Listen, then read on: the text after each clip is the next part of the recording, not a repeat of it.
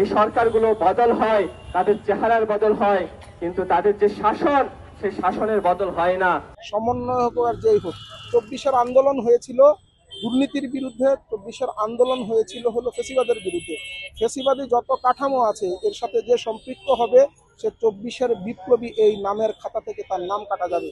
আমাদের দাবি মূলত কুয়েট শিক্ষার্থীদের যে এক দফা দাবি তাদের ভিসিকে অপসারণ করা, আমরা সেই দাবির সাথে একাত্মতা পোষণ করেই এই আমরণ অনশন কর্মসূচি দিয়েছি। এখানে একটা ফ্যাসিস্ট ভিসির অপসারণের দাবি উঠেছে, তো এখানে ক্রিয়াশীল সকল ছাত্র সংগঠনই আসলে সংহতি জানাচ্ছে। আমরা দেখতে পাই বিভিন্ন ছাত্র সংগঠন আমাদের সাথে সংহতি জানাচ্ছে, আমাদের সাথে না আসলে কুয়েটের সাধারণ শিক্ষার্থীদের সাথে তারা সংহতি জানাচ্ছে। তো 5ই আগস্ট পরবর্তী আসলে ফ্যাসিস্ট মুক্ত বাংলাদেশে তো এটাই কাম্য। আমরা তো বিগত 16-17 বছরের যে বাংলাদেশে দুঃশাসন দেখে এসেছি, তার অবসান ঘটানো গেলেও এখন পর্যন্ত কোনো প্রয়োজন মানে অনেক জরুরি প্রয়োজনীয় সংস্কার হয়ে ওঠেনি। তো আমাদের প্রত্যাশা আসলে যে ইন্টারিম সরকার অন্তত পক্ষে এই বেসিক সংস্কারগুলো করুক, এরপরে তারা নির্বাচন দিয়ে দিলে নির্বাচিত সরকার এসে বাকি কাজগুলো করবে। এবং একই সাথে যেহেতু একটা ফ্যাসিজম ছিল বাংলাদেশে, তো অনেক জায়গায় অনেক দুর্নীতির তৈরি হয়ে আছে। তো আমরা চাচ্ছি যে সেই সমস্ত দুর্নীতির জায়গাগুলোকে অপসারণ করতে এবং দেশে হচ্ছে কোনো প্রকার ফ্যাসিস্ট আমলের প্রভাব না থাকুক, সেটা আমরা নিশ্চিত করতে চাচ্ছি। কুয়েটের ভিসি খুবই আওয়ামী কায়দায় আবারও স্বৈরাচারী কায়দায় সে তার যে পদ, তার যে দায়িত্ব তা ধরে রাখার চেষ্টা করছে। আমরা দেখলাম যে যখন ফার্স্টের শিক্ষার্থীরা ভিসির অপসারণের দাবিতে আন্দোলন করেছিল, তখন আমরা দেখেছিলাম যে সারা দেশের বিভিন্ন বিশ্ববিদ্যালয়গুলির উপাচার্যরা তবে নির্লজ্জভাবে মেরুদণ্ডহীন মানুষের মতো সেই ভিসির পক্ষে দাঁড়িয়েছিল। আজকেও আমরা আবার দেখলাম কুয়েটের একদল শিক্ষক তারা নির্লজ্জভাবে শিক্ষার্থীদের পাশে দাঁড়াচ্ছে না। এই উপাচার্য শিক্ষার্থীদের নিরাপত্তা দিতে ব্যর্থ হয়েছে, যেই উপাচার্য শিক্ষার্থীদের পক্ষ না নিয়ে সন্ত্রাস দখলদারিত্বের পক্ষ নিয়েছে, এই উপাচার্য শিক্ষার্থীদের নামে মিথ্যা মামলা করেছে, বহিষ্কার করেছে, সেই উপাচার্যের পক্ষে একদল শিক্ষক দাঁড়িয়েছে। আমরা বলতে চাই এই যে সারা দেশে শিক্ষার্থীরা কুয়েটের আন্দোলনরত শিক্ষার্থীদের পাশে আছে, আমরাও তাদের পাশে আছি। গণতান্ত্রিক ছাত্র জোট এই কুয়েটের শিক্ষার্থীদের যে ন্যায্য আন্দোলন, সেই আন্দোলনের পাশে থাকবে যতক্ষণ পর্যন্ত এই সন্ত্রাসী হামলার বিচার না হবে। পুলিশ সহ আমাদের শিক্ষার্থীদের উপর হামলা চালিয়েছে। সংগ্রামী বন্ধুগণ, আমরা দেখলাম, আমরা দেখছি এই প্রশাসন, এই সরকারগুলো বদল হয়, তাদের চেহারার বদল হয়, কিন্তু তাদের যে শাসন সেই শাসনের বদল হয় না।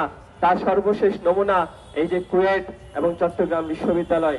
সংগ্রামী বন্ধুগণ, আমাদের এই অনশন কর্মসূচিতে এ পর্যায়ে বক্তব্য রাখবে সমাজতান্ত্রিক ছাত্র ফ্রন্ট ঢাকা বিশ্ববিদ্যালয় শাখার সাংগঠনিক সম্পাদক মোজাম্মেল হোসেন।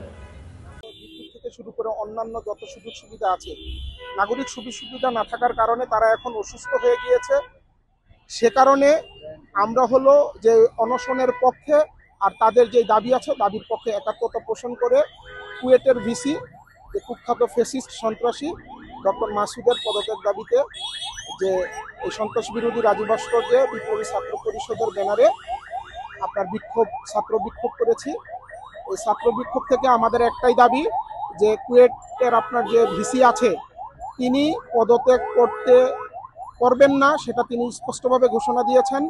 তাহলে আমরা এখন আইনসিদ্ধভাবে তাকে অতি দ্রুত, বর্তমান যে সরকার আছে ছাত্র জনতার আপনার বিপ্লবের পরে তারা ক্ষমতায় এসেছে ফ্যাসিস্টের পতন ঘটিয়ে, তাদের কাছে দাবি থাকবে যে অতি দ্রুত সময়ে এই আপনার ফ্যাসিস্ট মাসুদকে অপসারণ করতে হবে, বহিষ্কার করতে হবে, এমনকি ছাত্রদের অনশন ভাঙাতে হবে। যে ছাত্র জনতার এই আহ্বান না মানে তাহলে আমরা আর 48 ঘন্টা দেখব, তারপরে আমরা হলো বাংলা ব্লকের থেকে শুরু করে যা কিছুই আপনার হলো শাহবাগ, তারপর শাহবাগ, যাত্রাবাড়ি বিভিন্ন জায়গায় করা হচ্ছে, এগুলো আমরা এভাবে বিক্ষিপ্তভাবে না করে আমরা সারা বাংলাদেশের ছাত্র জনতা আপনার কুয়েটের দিকে মার্চ করতে যাই। এটা নির্লজ্জ বিষয়।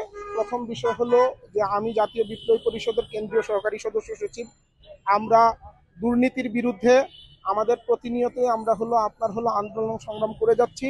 আমরা ফ্যাসিস্ট গণহত্যাকারীদের নিষিদ্ধের দাবিতে এই রাজুতে 36 দিন টানা অবস্থান কর্মসূচি পালন করেছি। 36তম দিনে আমরা এখানে আপনার হলো আমাদের অবস্থানটা স্থগিত করেছি, যেহেতু সরকার থেকে সেভাবে আপনার হলো তারা সাড়া দেয়নি। আমরা প্রধান উপদেষ্টার কাছে তার কার্যালয়ে স্মারকলিপি দিয়েছি আওয়ামী লীগ নিষিদ্ধের দাবিতে। আজকে এসব কিছু হচ্ছে এর পিছনে কারণ হলো আপনার বাংলাদেশ থেকে হাসিনা পালিয়ে গেছে, কিন্তু মানুষের হৃদয়ের মধ্যে যাদের হাসিনা লুকায়িত আছে তাদের হৃদয় থেকে হাসিনা পালায়নি। আপনার ছাত্র জনতা থেকে আমি বলি, ছাত্র জনতা থেকে শুরু করে যেই সমন্বয় হোক আর যেই হোক, 24-এর আন্দোলন হয়েছিল দুর্নীতির বিরুদ্ধে, 24-এর আন্দোলন হয়েছিল হলো ফেসিবাদের বিরুদ্ধে। ফেসিবাদী যত কাঠামো আছে এর সাথে যে সম্পৃক্ত হবে সে 24-এর বিপ্লবী এই নামের খাতা থেকে তার নাম কাটা যাবে।